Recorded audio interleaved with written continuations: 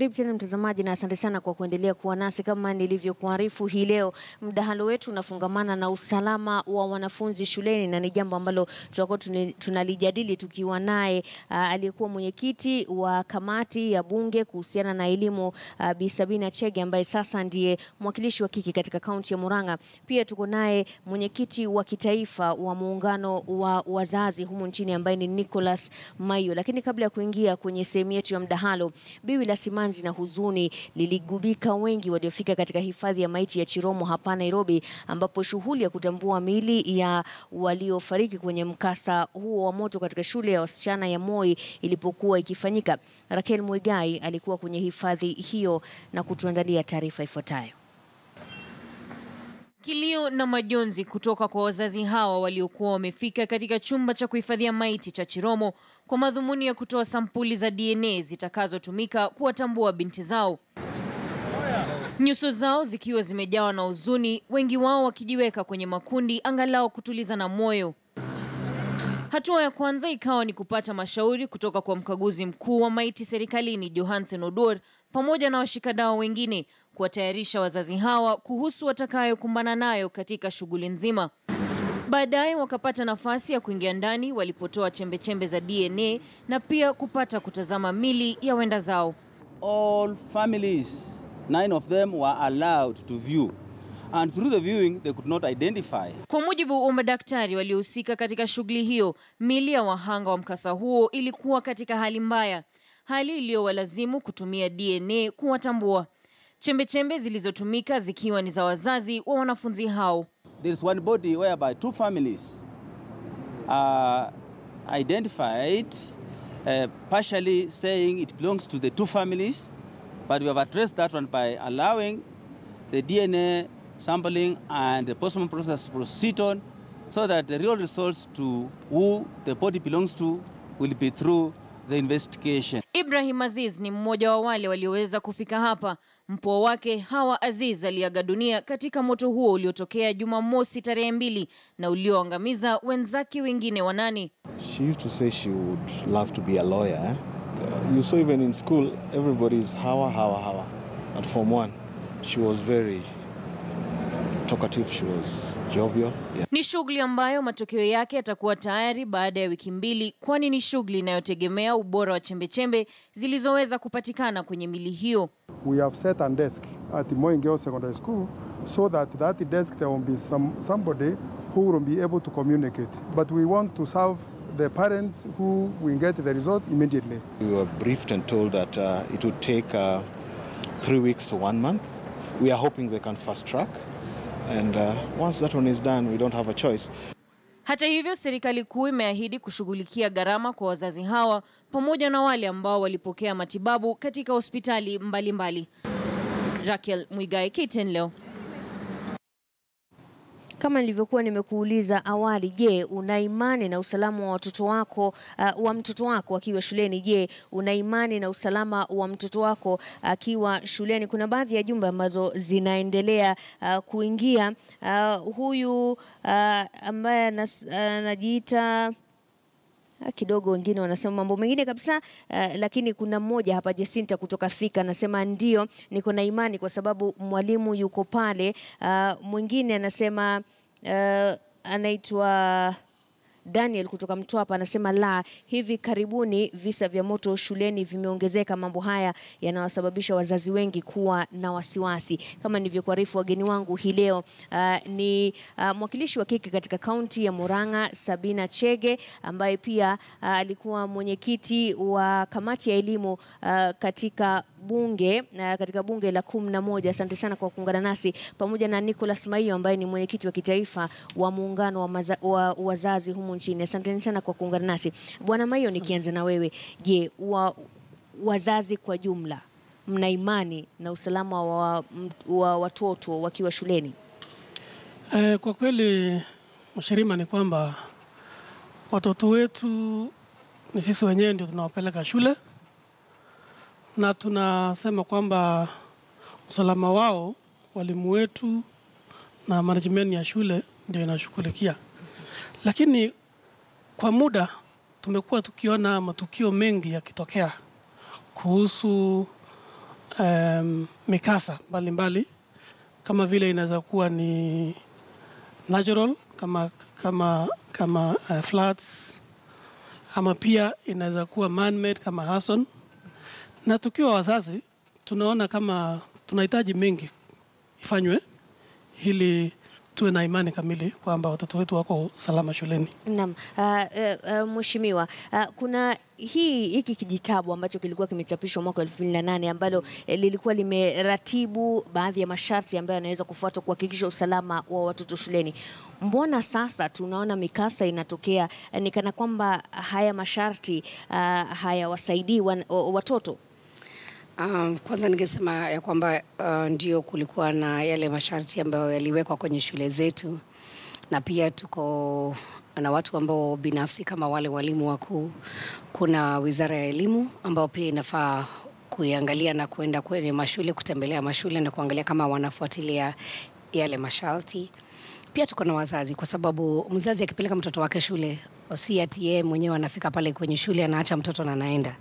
Na kuna zile zinaitwa siku za kutembelea watoto ambazo ni visiting days. Ni jukumu la mzazi pia akifika pale ashughulikie mwanae, ajue kwanza kama yeye anasoma vizuri, ajue mahali yeye ulala na jinsi ambavyo pale panakaa. Kwa hivyo ningetaka kusema mikasa ni mikasa, na hakuna mtu yeyote, binadamu yeyote ambaye angetaka mkasa upatikane. Lakini sasa kama pale tulikuwa na Moi Girls, tulipata kwamba Matiang'i alisema ilikuwa ni arson ama mtu mwenye amechoma shule. Hatujajua ni nani, hatujajua nia yake. Kwa hivyo hatuwezi sema labda tuseme kwa nini hili jambo lilitendeka.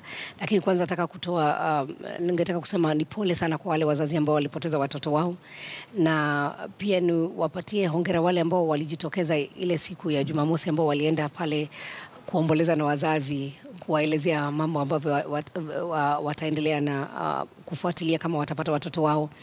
Pia kuna wale tulipata kama mashujaa, nitasema heroes, ambao watoto waliaga na walikuwa wamejitolea kuwasaidia wale watoto wenzao. Na katika hilo jambo la kuwa kuna yale masharti yaliyotolewa, ni jukumu la nani haswa, ama ni nani ambaye anastahili kuuliza maswali sasa kuhusiana na kwa nini masharti kama haya ya kuwa na milango katika pembe zote na pia kuwa na mlango mwingine katika upande mmoja, yani kuwe na milango mitatu katika bweni, kuwe na vile vifaa vya kuzima moto katika kama bweni? Ni nani ambaye anastahili kujibu haya maswali sasa hivi kwa wazazi kama wa Moi Girls? Nitasema kwamba hatuwezi sema ni mtu mmoja. Kuna Wizara ya Elimu ambapo wanafaa waende ile inspection, wanaangalia mashule na kuhakikisha kwamba zile exit doors ziko. Lakini kama mimi mwenyewe nilitembea kwenye Moi Girls nikapata kulikuwa na exit doors, lakini ukiangalia vizuri sana swali ni kama hizo milango zilikuwa zimefunguliwa ama zilikuwa zimefunguliwa. Ufunguo ulikuwa na nani? Ulikuwa na prefect ama ulikuwa na mwalimu mkuu? Kisha tukiangalia kama madirisha yale ambayo yanafaa kuwa yamefunguliwa ambayo haina ile background proof, kama swali ni kama wenyewe kuna BOM, kuna PTA. Kwa hivyo hatuwezi sema ni mtu mmoja.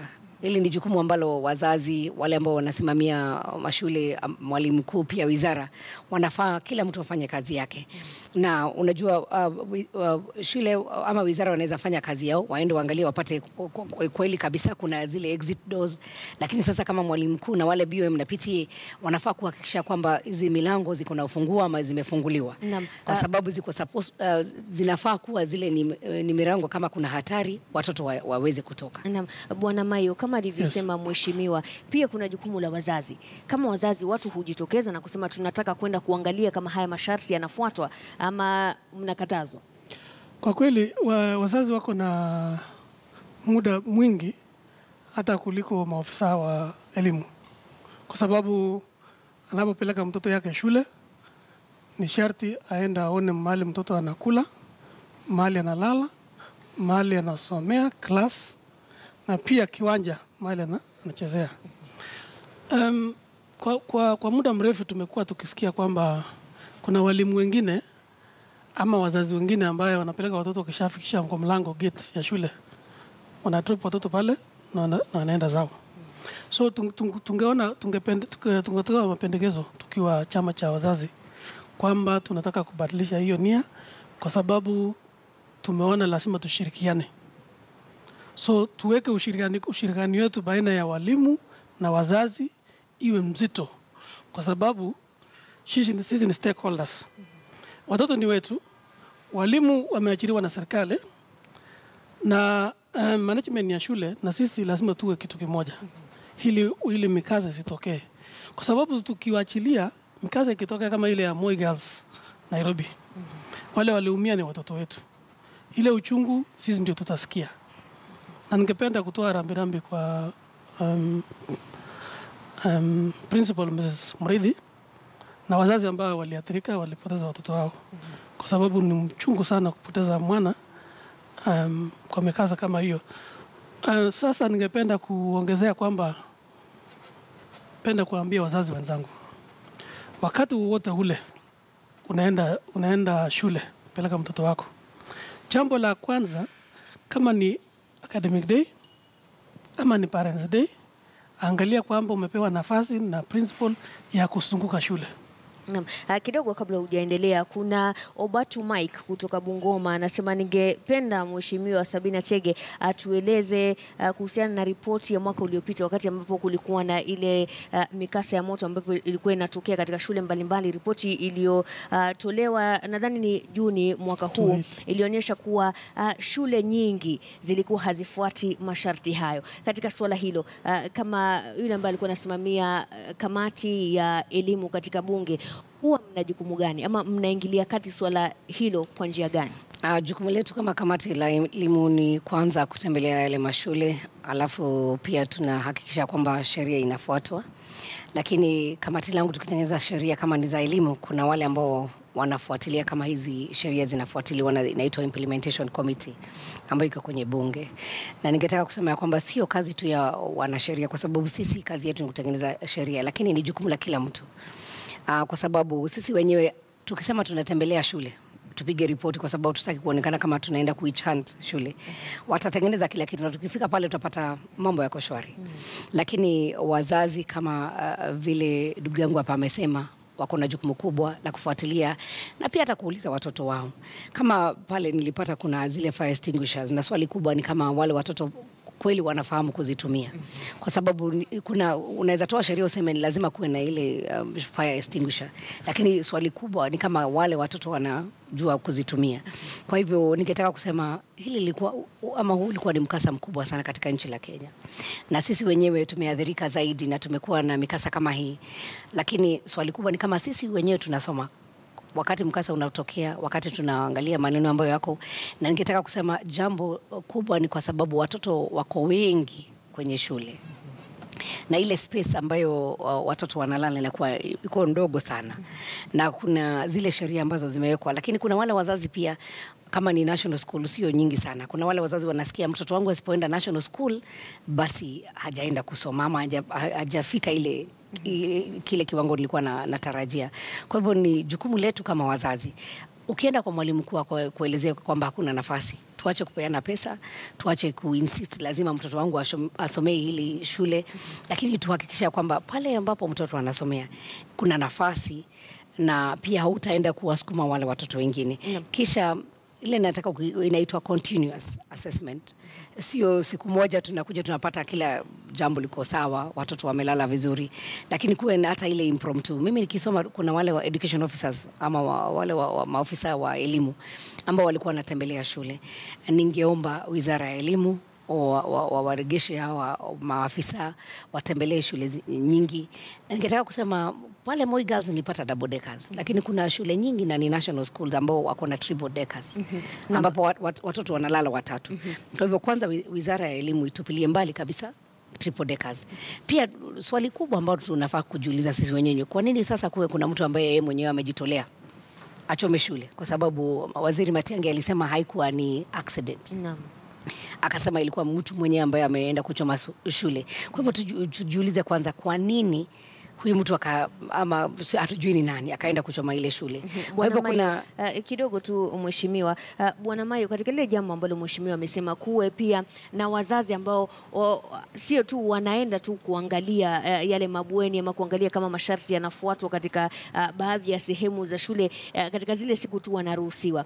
Je, kwa maoni yako unadhani mkifanya ziara za kushtukiza kama za Daktari Fred Matiang'i, wazazi wataruhusiwa kufanya hivyo? Wataruhusiwa, kwa sababu kwa sasa chama chetu cha wazazi tumeweka karibu thematic areas 11 na mojawapo ni hiyo ya safety of our children ambayo ni namba 9, child welfare and child protection. Hiyo ni kazi yetu, na tumepatia mama moja ambaye anaitwa Rose Adhiambo asimamie. Tuko pia na mambo ya chaplaincy and counseling, Sara Kidinja anasimamia. Tuko na school and rest, Patrick Lumumba anasimamia. Tuko na examination, Dr. Mabalo anasimamia. Kwa hivyo hawa ni watu ambao huwa wanaenda mara kwa mara, wanafanya ziara hizo? Hawa ni national officials ya chama cha wazazi. Naomba tu unijibu swali langu kuhusiana na kama mshawahi kujaribu jambo kama hilo katika shule zozote ambapo mmehisi kuwa wakati ambapo mmeenda ghafla na kusema mnataka kujua kama yale masharti ya kuhakikisha usalama wa watoto yanatekelezwa ipasavyo, kama mmejaribu mkakatazwa labda ama mkakubaliwa? Sana wazazi wakienda wanaenda mambo ya school fees ama wanaenda wakati ya academic days. Sana kwa kusema ukweli, hakuna wazazi ambao wanaenda katikati, hawaendi. Naam. Yes. Mheshimiwa, kuna swala lingine ambalo umetaja tukimalizia, kuwa ukiangalia kuwa Daktari Matiang'i anasema kuwa huu moto ni kama uliwashwa na mtu. Je, katika zile shughuli za kisiasa ambazo zinaendelea, ambapo tunaona baadhi ya wananchi pia wanachukua upande wa kuzua vurugu, je, mambo kama haya yanaathiri kwa vyovyote zile fikra za hata watoto walio shuleni? Nikitaka kusema kwanza, kuna jambo ambalo leo kiongozi wa upinzani alinena kusema kwamba mitihani inaweza endelea labda isongeshwe kwa wiki 2, na yeye mwenyewe akasema kwamba hata watoto wakikaa wiki 2, wakikawia wiki 2 hawatakufa. Naweza sema hilo ni jambo ambalo kwa Kiingereza nitasema unfortunate, na ambayo ni maneno ambayo kiongozi mwenye anataka kuongeza nchi ya Kenya hawezi hata kikani kuyazungumza maneno kama haya. Kwa sababu kwanza tunajua wakati wa mitihani tumeona watoto wamekuwa wakichoma shule second term sana kwa sababu ya mock examinations ambazo sasa Daktari Fred Matiang'i alisema iondolewe kabisa. Kisha sasa tumefika third term, watoto wako na ile inaitwa anxiety, wanagojea kufanya mtihani.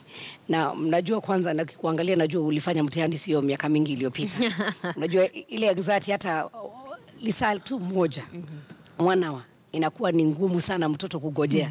Hata ukimwambia alikuwa andike ile composition, kumwambia goje dakika 30 inakuwa ni ile inaleta anxiety kubwa sana.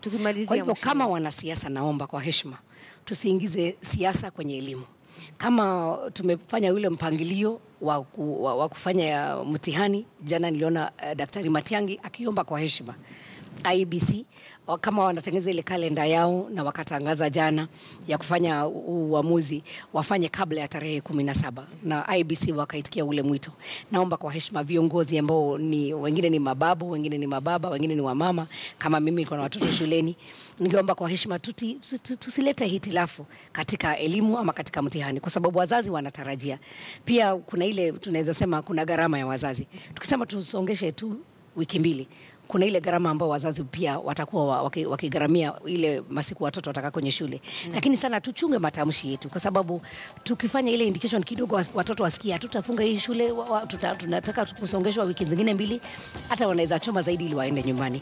Kwa hivyo ni vizuri sisi wenyewe tuchunge maneno yetu, matamshi yetu, na tusilete siasa kwenye masomo. Naam, asante sana Mheshimiwa Sabina Chege ambaye ni mwakilishi wa kike katika kaunti ya Murang'a, pia alikuwa mwenyekiti wa kamati ya elimu katika bunge la 11, pamoja na Nicholas Maiyo ambaye ni mwenyekiti wa kitaifa wa muungano wa wazazi humu nchini, ikiwa tunajadili swala la usalama kwa watoto shuleni. Nilikuwa nimekuuliza, je, una imani na usalama wa mtoto wako akiwa shuleni? Kuna mmoja hapa hajasema jina lake, anauliza kuna mabweni mengi ambayo kuna mlango mmoja tu, sasa tafadhali ningependa ichukuliwe hatua. Mwingine anasema mikasa ya moto shuleni imekithiri sana, haswa wakati wa mitihani. Kwa nini? Kuna mengi zaidi yaliyosema, lakini kwa sababu muda hauniruhusu, utaniruhusu ni kume hapo kwa sasa. Naitwa Mashirima Kapombe, tukutane kesho panapo majaliwa. Mtangazaji wetu kwa lugha ya ishara ni William Sila. Usiku mwema.